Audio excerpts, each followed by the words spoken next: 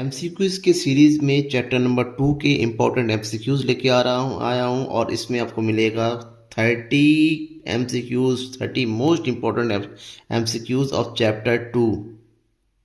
मैं हूं नकुल सर, आप देख रहे क्रम गुरु एंड हाली। अगर आपने इस सीरीज का पहला वीडियो नहीं देखा, चैप्टर नंबर फर्स्ट के एमसीक्यूज, डिस्क्रिप्शन में जाइएगा, जरूर देखिएगा। सब्सक्राइब नहीं किया है चैनल सब्सक्राइब कर लीजिएगा। आपके एग्ज़ाम के लिए आपकी भले की बात है, आपके इंपॉर्टेंट हर एक क्वेश्चन को मैं आपके लिए ला के आने वाला हूँ। चलिए शुरू करते हैं चैप्टर नंबर 2 के best top most important questions की एमसीक्यूज की। पहला क्वेश्चन, उपयोगिता की निम्न में कौन सी विशेषताएं हैं? 4 विशेषताएं, इसमें से उपयोगिता की विशेषताएं कौन कौन सी हैं? पहली विशेषता है, पहला ऑप्शन है, उपयोगिता एक मनोवैज्ञानिक धारणा है। ऑप्शन बी, उपयोगिता व्यक्तिपरक होती है। ऑप्शन सी, उपयोगिता का विचार सापेक्षिक है। ऑप्शन डी, उपरोक्त सभी। अगर आपने उपयोगिता के बारे में सही से पढ़ा है तो आपको लगेगा कि option A, option B, option C तीनों ही सही है। इसका मतलब ये हुआ कि हमारा राइट आंसर होगा डी। क्यों? क्योंकि ऊपर के तीनों जो उपयोगिता की प्रमुख विशेषताएं हैं। नेक्स्ट क्वेश्चन है क्वेश्चन नंबर 2, उपयोगिता का गणनवाचक सिद्धांत निम्न में से किसने प्रस्तुत किया? कि उपयोगिता को हम माप सकते हैं, मेजर कर सकते हैं। ये सिद्धांत देने वाले कौन हैं? प्रोफेसर मार्शल, पीगू, हिक्स या सैमुअलसन? तो आपका राइट आंसर होगा प्रोफेसर मार्शल ने, क्योंकि प्रोफेसर मार्शल ने ही जो है गणनवाचक सिद्धांत को प्रस्तुत किया था। नेक्स्ट क्वेश्चन है, निम्नलिखित में से उपभोक्ता की पूर्ण तृप्ति की स्थिति कौन सी है? उपभोक्ता की पूर्ण तृप्ति का मतलब जब उपभोक्ता संतुलन होता है, अधिकतम संतुलन होता है, इसे कौन सा है? ठीक है ना। और आपके ऑप्शन दे रखे हैं, शून्य सीमांत उपयोगिता की स्थिति में, बढ़ती सीमांत उपयोगिता की स्थिति में, घटती सीमांत उपयोगिता की स्थिति में, या फिर अधिकतम सीमांत उपयोगिता की स्थिति में। जब सीमांत उपयोगिता की बात करें तो ध्यान में रखिएगा, सीमांत उपयोगिता की स्थिति में एक उपभोक्ता उस स्थिति में संतुलन में होता है या पूर्ण तृप्ति की अवस्था में होता है जब सीमांत उपयोगिता जो है क्या हो जाए? शून्य हो जाए, यानी कि 0 हो जाए। तो हमारा ऑप्शन होगा A is right. Next question, Gossen का प्रथम नियम निम्न में से कौन सा है? ऐसे इन चारों में से कौन सा है जिसे गोसेन का प्रथम नियम कहा जाता है? ऑप्शन है, मांग का नियम, सीमांत उपयोगिता ह्रास नियम, सम सीमांत उपयोगिता का नियम, उपभोक्ता की बचत। गोसेन का जो प्रथम नियम होता है वो उपयोगिता से जुड़ा हुआ, तो ऐसे में मांग और उपभोक्ता वाला तो नहीं होगा। बचे 2, सीमांत उपयोगिता ह्रास नियम और सम सीमांत उपयोगिता का नियम। दोनों ही गोसेन का दिया हुआ सिद्धांत है, लेकिन बी नंबर राइट आंसर, क्योंकि ये है गोसेन का प्रथम नियम और सी वाला है गोसेन का द्वितीय नियम। नेक्स्ट क्वेश्चन है, उदासीनता वक्र होता है। उदासीनता वक्र होता है भाई, कैसा होता है? ऑप्शन देखिएगा और सही आंसर बताइएगा। मूल बिंदु की ओर उन्नतोदर, मूल बिंदु की ओर अवनतोदर, ए और बी दोनों, और इनमें से कोई नहीं। अगर उदासीनता वक्र की बात करें, ये कुछ इस तरह से बनता है। देखिए, ये जो है मूल बिंदु से बाहर की ओर जाता हुआ है।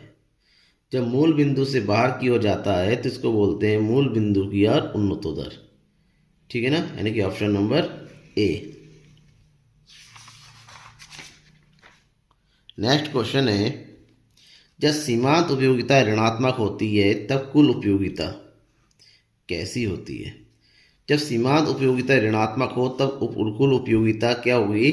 घटती हुई होगी। Option number A. ठीक है ना। अगर मान लो ये है आपका सीमांत उपयोगिता, ये है 0, ये माइनस का है, तो कुल उपयोगिता यहाँ तक तो बढ़ेगी, जैसे ही ये नीचे होगी इस चीज में जाके फिर नीचे की ओर आने लगती है। तो ऋणात्मक सीमांत उपयोगिता की स्थिति में कुल उपयोगिता हमेशा घटती हुई होती है। ठीक है। नेक्स्ट क्वेश्चन, सम सीमांत उपयोगिता नियम को कहा जाता है, क्या कहा जाता है? सेगा बाजार नियम, ग्रेशम का नियम, गोसेन का प्रथम नियम, गोसेन का दूसरा नियम। तो राइट आंसर इससे पहले मैंने बताया ये गोसेन का दूसरा नियम होता है, कि option number D is right. एक ही रेखा चित्र में बने तटस्थता वक्रों के समूह को क्या कहा जाता है? एक रेखा चित्र है, उसमें कई सारे उदासीनता वक्र यानी कि तटस्थता वक्र बने हुए हैं, उसके ग्रुप में क्या बोलते हैं? तटस्थता वक्र, तटस्थता मानचित्र, बजट रेखा, बजट समूह and your right answer is B तटस्थ मानचित्र। नेक्स्ट क्वेश्चन है उपयोगिता की माप की जा सकती है किसके द्वारा? प्रोफेसर मार्शल का कॉन्सेप्ट पे ध्यान में रखिएगा। उपयोगिता की माप की जा सकती है, ऑप्शन है मुद्रा के द्वारा, वस्तुओं के विनिमय के द्वारा, वस्तु के वजन के द्वारा, इनमें से कोई नहीं। ध्यान में रखिएगा उपयोगिता ना ही वस्तु की विनिमय द्वारा मापी जाती है ना वजन के द्वारा इसको मापना है। तो उपयोगिता वस्तु की जो मुद्रा हम खर्च करने वाले हैं उससे प्राप्त होने वाली उपयोगिता के माध्यम से जो है माप सकते हैं कि उपयोगिता को मुद्रा के द्वारा मापा जाता है। ऑप्शन क्वेश्चन नंबर डी 10, एक वस्तु की सभी इकाइयों से प्राप्त होने वाली उपयोगिता के योग को क्या कहा जाता है? जहां योग होता है, योग का मतलब होता है कुल। ऑप्शन देखिए, सीमांत उपयोगिता, कुल उपयोगिता, अधिकतम संतुष्टि, अतिरिक्त संतुष्टि। उपयोगिता का योग है, योग का मतलब होता है कुल, इसका मतलब राइट आंसर इज बी। यहाँ पर कंफ्यूजन नहीं होना चाहिए आपको। उपयोगिता का क्रमवाचक सिद्धांत किसने दिया? उपयोगिता का क्रमवाचक सिद्धांत देने वाले कौन थे इन चारों में से? प्रोफेसर मार्शल, पीगू, हिक्स एवं एलन या रिकार्डो? ठीक है ना, आप मेरी ओर देख रहे हैं, मैं बता दूं आंसर तो ठीक है। राइट आंसर है ऑप्शन नंबर सी, हिक्स एवं एलन ने। नेक्स्ट क्वेश्चन है एमआरएस निर्धारित होता है कहाँ? ऑप्शन देखिएगा फिर बताइएगा। उपभोक्ता की संतुष्टि के स्तर द्वारा, उपभोक्ता की आय द्वारा, उपभोक्ताओं की सूची के द्वारा, उपभोक्ता के अधिमानों द्वारा। ठीक है ना, तो आपको बताना है एमआरएस। एमआरएस मतलब मार्जिनल रेट ऑफ सब्सटीट्यूशंस। ठीक है ना, सीमांत प्रतिस्थापन दर किसके द्वारा निर्धारित होती है? उपभोक्ताओं के अधिमानों द्वारा, यानी कि ऑप्शन नंबर डी। उपभोक्ता का संतुलन उस बिंदु पर होता है जहां एमयू यानी कि सीमांत उत्पादन, सीमांत उपयोगिता उसकी कीमत के बराबर हो, सीमांत उपयोगिता कम हो, कीमत ज़्यादा हो, सीमांत उपयोगिता कीमत से ज़्यादा हो, इनमें से कोई नहीं। तो ध्यान में रखिएगा, इसका राइट आंसर होगा ऑप्शन नंबर ए, यानी कि जहां पर सीमांत उपयोगिता और वस्तु की कीमत बराबर हो जाए वहीं उपभोक्ता संतुलन की स्थिति में होती है। नेक्स्ट क्वेश्चन, क्वेश्चन नंबर 14, वह रेखा जो मौद्रिक आय तथा कीमत के दिए होने पर दो वस्तुओं की सभी विभिन्न संयोगों को प्रकट करती है जिसे वह अपनी समस्त आय खर्च करके खरीद सकता है कहलाती है। दो वस्तुओं को विभिन्न कीमतों पर खरीदने वाले को व्यक्त करने वाला समीकरण क्या होता है? उत्पादन रेखा, बजट रेखा, सम लागत रेखा, इनमें से कोई नहीं। तो कोई नहीं, answer is right answer is B, budget रेखा। नेक्स्ट क्वेश्चन, क्वेश्चन नंबर 15, निम्न में से कौन सी तटस्थता वक्र विश्लेषण की एक मान्यता है? अगर आपने तटस्थता वक्र विश्लेषण के बारे में पढ़ा है तो आपको पता चल जाएगा इसमें कौन सी एक मान्यता है। तो ऑप्शन दे रखे मान्यताओं की, उपभोक्ता का एक दिष्ट अधिमान, घटती सीमांत प्रतिस्थापन दर, गणनावाचक संख्याएं, उपरोक्त सभी। तो क्वेश्चन नंबर 15 का राइट आंसर होगा ऑप्शन नंबर ए, उपभोक्ता का एक दिष्ट अधिमान, option number A. Next question है मांग का संबंध होता है, मांग का संबंध होता है चार ऑप्शन में से किसी एक के साथ। वस्तु की इच्छा पर, एक निश्चित मूल्य से, साधन व्यय करने की तत्परता से, उपयुक्त सभी से। तो ध्यान में रखिएगा, मांग तभी हो सकती है जब वस्तु की इच्छा हो, वस्तु का निश्चित मूल्य हो और हमारे अंदर उस मूल्य को चुकाने की तत्परता हो, यानी कि तीनों ही सही है। तो right answer is option number D, उपरोक्त सभी। नेक्स्ट क्वेश्चन, किस प्रकार की वस्तुओं के मूल्यों में कमी होने से मांग में वृद्धि नहीं होती? ठीक है ना, अनिवार्य वस्तुओं की अगर मूल्य में कमी होती है तो मांग में वृद्धि होगी या नहीं होगी? आप बताइए। अनिवार्य वस्तु मतलब नमक है, तेल है, चावल है, आटा है। तो जाहिर सी बात है इनकी वस्तुओं में कमी होगी तो उसकी मांग में भी वृद्धि जरूर होगी। आरामदायक वस्तुओं में तो बहुत ज़्यादा होती है, जितनी वस्तु के दाम गिरते हैं उसकी डिमांड भी उतनी बढ़ जाती है। विलासिता वस्तुओं की में भी सेम है। अब गिफिन वस्तु ऐसी वस्तु होती है, खराब वस्तु, उनकी बस लोगों की इनकम बढ़ेगी तो ये खरीदना बंद कर देंगे। इन वस्तुओं की कीमतें घटने से ये वस्तु और बेकार हो जाती हैं।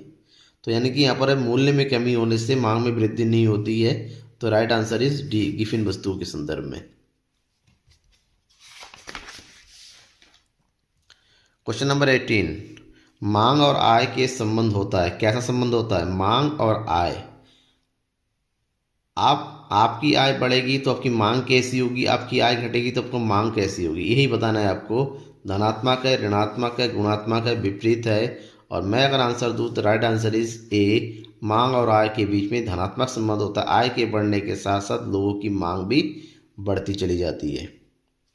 क्वेश्चन नंबर 19, ऐसी वस्तुएं जिनका एक दूसरे के बदले प्रयोग किया जाता है, एक की जगह दूसरा प्रयोग किया जाता है। अगर आपके पास गोदरेज नंबर 1 साबुन नहीं है, आप लक्स का यूज़ कर सकते हैं। क्या कहा जाता है इसको? पूरक वस्तुएं, स्थानापन्न वस्तुएं, आरामदायक वस्तुएं, इनमें से कोई नहीं। पूरक वस्तुएं जो एक के साथ एक प्रयोग होती है, स्थानापन्न वस्तुएं जो एक के बदले प्रयोग होती है। कि राइट आंसर हमारा बी होगा। मांग फलन को निम्नलिखित में से कौन सा समीकरण व्यक्त करता है? क्वेश्चन नंबर 20 है ये। यानी कि मांग फलन का समीकरण पी एक्स किसी वस्तु की कीमत, तो शॉर्टकट है D X equal to P X. वस्तु की मांग और वस्तु की जो है कीमत बराबर है, ये भी नहीं है। D x F bracket P किसी वस्तु की मांग फंक्शन है उसकी कीमत का, तो ये है जो मांग फलन का right answer option number C. मांग में कमी के निम्नलिखित में कौन से कारण है? कौन से कारण जिससे वस्तु की मांग में कमी आती है? पहला ऑप्शन आय में कमी, यानी कि उपभोक्ता की आय में कमी होना, क्रेताओं की संख्या में कमी होना, उपभोक्ताओं की रुचि में कमी होना, उपरोक्त सभी। तो चारों ही तरीके ऐसे हैं जिससे हम किसी वस्तु की मांग कम हो जाती है। ऐसे में हमारा राइट आंसर है option number D. Next question है, कॉफी के मूल्य में कमी होने से चाय की मांग कैसी होती है? बढ़ेगी, घटेगी, स्थिर रहती है, कोई नहीं। भाई कॉफ़ी का मूल्य कम हो रहा है तो लोग चाय क्यों पियेंगे? तो कॉफ़ी ज़्यादा पियेंगे ना। तो ऐसे में चाय और कॉफ़ी एक दूसरे की स्थानापन्न वस्तुएं हैं। तो यहाँ पर कॉफ़ी के मूल्य की कमी होने से चाय की मांग में क्या होगी? कमी होगी, घटती है। नेक्स्ट क्वेश्चन है, मांग का नियम लागू होता है जब वस्तु की कीमत बदलती है, वस्तु की गुणवत्ता बदलती है, अन्य वस्तुओं की कीमतें बदलती है, या फिर फैशन बदलता है। चारों में से कौन सा है जहां मांग का नियम लागू होता है? तो राइट आंसर इज ए। मांग का नियम बताता है कि किसी वस्तु की कीमत में उस वस्तु की मांग में विपरीत संबंध होता है, यानी कि option number A right answer है। नेक्स्ट क्वेश्चन, निम्न में से किस वस्तु का मांग बेलोच होती है? बेलोच का मतलब होता है कीमत के परिवर्तन होने पर भी मांग में परिवर्तन ना होना। किस कंडीशन में होता है? मोटर कार, टूथपेस्ट, नमक या टेलीविजन में? तो राइट आंसर इज नमक की। नमक की कीमत चाहे बढ़े चाहे घटे, नमक की मांग में कोई परिवर्तन नहीं होता है। नेक्स्ट क्वेश्चन, मांग की लोच है कैसा कथन है? गुणात्मक या मात्रात्मक, या दोनों ही है, इनमें से कोई नहीं। तो मांग की लोच है एक मात्रात्मक कथन जिसके परिणामात्मक कथन होते हैं, जबकि अगर गुणात्मक मांग कथन कहे तो ये है मांग के नियम का। मांग के नियम एक गुणात्मक कथन है। ठीक है। Next question, question number 26, Giffen वस्तु के लिए कीमत मांग की लोच कैसी होती है? गिफिन वस्तु नहीं, घटिया वस्तु के प्रति जो मांग की लोच कैसी होती है? तो राइट ऑप्शन इज बी, धनात्मक। गिफिन वस्तु की कीमतें बढ़ेगी तो उसकी मांग भी बढ़ती है, कीमतें घटने के साथ साथ मांग भी घट जाती है। निम्नलिखित चित्र प्रस्तुत करता है। ये जो चित्र है देखिए, कीमत हो गया, मांग की मात्रा एक्स एक्सिस, और ये वाई और योग्य मांग जो एक्स एक्सिस के पैरेलल में है। तो ये क्या चीज़ रिप्रेजेंट करता है? अधिक लोचदार मांग को, पूर्णतः लोचदार मांग को, पूर्णतः बेलोचदार मांग को, कम लोचदार मांग को। यहाँ पर देखिए कीमत अपनी जगह पर ही है, कीमत में परिवर्तन नहीं हुआ, लेकिन पूर्ति में परिवर्तन हो रहा है। तो एक ऐसी स्थिति जहाँ पर कीमत में परिवर्तन होने से या ना होने से, ठीक है ना, पर भी मांग की मात्रा में परिवर्तन हो जाता है, तो उसे पूर्णतः लोचदार मांग कहते हैं, कि ऑप्शन नंबर बी।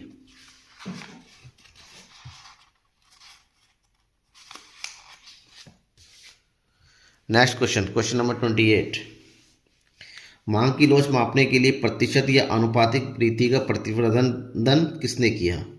किसने प्रतिशत या अनुपातिक विधि को बनाया? ऑप्शन है प्रोफेसर मार्शल, फ्लेक्स, प्रोफेसर हिस्क और इनमें से कोई नहीं। तो राइट आंसर है प्रोफेसर फ्लेक्स ने जो है मांग की लोच मापने के लिए प्रतिशत विधि या अनुपातिक विधि का प्रतिपादन किया था। नेक्स्ट क्वेश्चन है, यदि एक वस्तु की मांग पूर्णतः बेरोजगार हो तो कीमत बढ़ जाने से वस्तु की मांग कैसी? भाई वस्तु पूर्णतः बेरोजगार है। बेरोजगार मांग का मतलब एक ऐसी स्थिति जब पर कीमत में परिवर्तन होने से या ना होने से उसकी मांग में कोई परिवर्तन नहीं होता है। तो यानी में ऑप्शन देकर न्यूनतम, अधिकतम, अपरिवर्तित या शून्य।